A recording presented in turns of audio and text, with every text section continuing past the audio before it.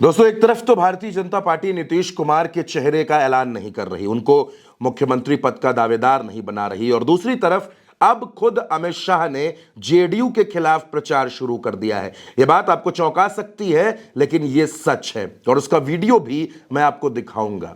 अमित शाह बिहार में चुनावी रैलियां कर रहे हैं। भारतीय जनता पार्टी की कोशिश है कि वो बिहार में सबसे बड़ी पार्टी बनकर उभरे, बिहार के नतीजों में सबसे बड़ी पार्टी बने, और इसके लिए वो किसी भी हद तक जाने को तैयार है। लेकिन अब खुलकर नीतीश कुमार की पार्टी पर हमला बोला जा रहा है।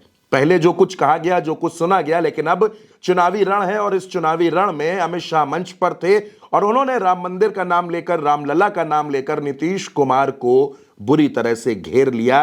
क्या निशाना साधा उन्होंने, सबसे पहले आप वो सुनिए। अयोध्या में रामलला टेंट में बसते थे, टेंट में 550 साल से लेकर आज तक ये सारी पार्टियां, जदयू, ममता, बसपा, सपा, किसी ने राम मंदिर नहीं बनाने दिया। अब दोस्तों, इसको कुछ लोग ये बता रहे हैं कि जुबान फिसल गई है, इस तरीके से भी जोड़ा जा रहा है, लेकिन अमित शाह भारतीय जनता पार्टी के चाणक्य हैं।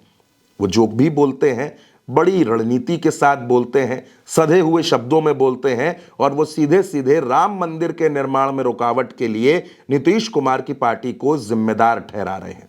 नीतीश कुमार के नाम का ऐलान नहीं हुआ है।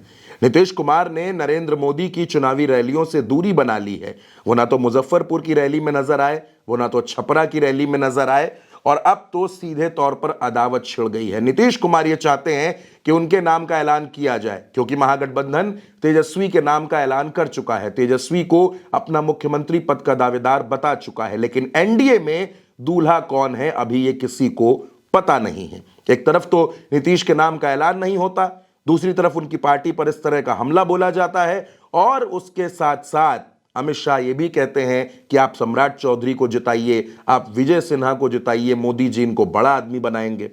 अब सम्राट चौधरी और विजय सिन्हा को क्या बड़ा मिलने वाला है, यह भी देखने वाली बात होगी, लेकिन नीतीश कुमार के चेहरे, नीतीश कुमार के नाम की वकालत न करके सीधे सीधे सम्राट चौधरी और विजय सिन्हा के नाम की वकालत की जा रही है। राहुल गांधी का एक बयान दोस्तों आपको याद होगा। राहुल गांधी ने इसी बिहार में चुनावी रैली करते हुए कहा था कि नीतीश कुमार का remote control Bharatiya Janata party के हाथों में है। वो भी सुनिए। नीतीश जी का चेहरा का प्रयोग हो रहा है, रिमोट कंट्रोल बीजेपी के हाथ में है। आप ये मत सोचिए कि अति पिछड़ों की आवाज उधर सुनाई देती है। 3-4 लोग कंट्रोल करते हैं, बीजेपी कंट्रोल करती है, उनके हाथ में रिमोट कंट्रोलर है और उनको सामाजिक न्याय से कोई लेना देना नहीं है। अब दोस्तों, तेजस्वी हो, राहुल गांधी हो या अखिलेश यादव हो, हर कोई एक ही बात कहता है कि नीतीश कुमार का इस्तेमाल भारतीय जनता पार्टी कर रही है। तेजस्वी तो यह भी कहते हैं कि हमको नीतीश कुमार पर दया आती है क्योंकि उनका इस्तेमाल किया जा रहा है।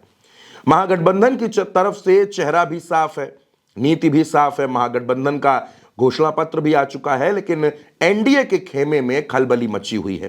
तमाम तस्वीरें आप देख रहे हैं जहां भारतीय जनता पार्टी के प्रत्याशियों को गांव में घुसने नहीं दिया जा रहा, जनता दौड़ा रही है। एक ताजा वीडियो आया है, बीजेपी के विधायक हैं लालगंज से, उनको भी जनता ने दौड़ा लिया, गांव में नहीं घुसने दिया। पूछा कि 5 साल में आप दिखाई नहीं पड़े, कोई काम नहीं किया, आज चुनाव के मौके पर आप आए हैं। बिहार में नीतीश कुमार के सुशासन राज पर भी सवाल उठ रहे हैं। मोकामा में जिस तरह की घटना हुई, दुलारचंद यादव की हत्या हुई, उसने भी कई सवाल खड़े कर दिए हैं, और जो लोग जंगल राज पर सवाल खड़े करते थे अब उनको सुशासन राज पर जवाब देते नहीं बन रहा। लेकिन जिस तरह से अमित शाह ने नीतीश कुमार की पार्टी पर निशाना साध दिया है, जानबूझकर या अनजाने में जो भी है, लेकिन अमित शाह का यह निशाना साधना जेडीयू के खेमे में खलबली मचा गया है।